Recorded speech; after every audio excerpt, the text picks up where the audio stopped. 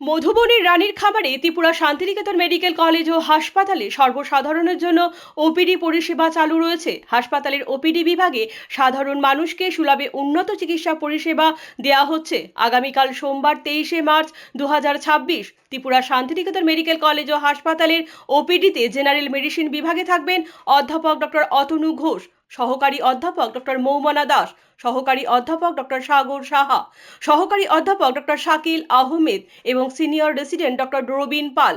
General সার্জারিতে থাকবেন অধ্যাপক doctor Damodar Chatterjee, সহকারী অধ্যাপক ডক্টর দেবদীপ দেবনাথ এবং জুনিয়র রেসিডেন্ট ডক্টর মিমানি দে।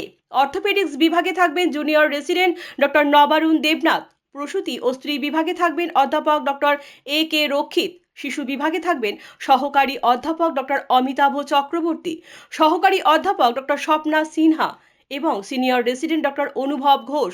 ইএনটি বিভাগে থাকবেন সহকারী অধ্যাপক ডক্টর অর্পিতা মোহান্তি এবং সহকারী অধ্যাপক ডক্টর শান্তনু রয়।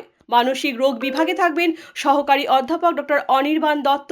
চক্ষু বিভাগে থাকবেন সহকারী অধ্যাপক ডক্টর প্রণবেন্দু বর্মন, সহকারী অধ্যাপক ডক্টর পাই চন্দ্র মগ এবং সিনিয়র রেসিডেন্ট ডক্টর টুসি মলসম।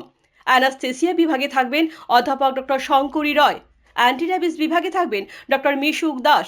ফিজিওথেরাপিতে থাকবেন অরিন্দম বিশ্বাস এবং স্লিমা সাহা। আপনার স্বাস্থ্য আমাদের দায়িত্ব।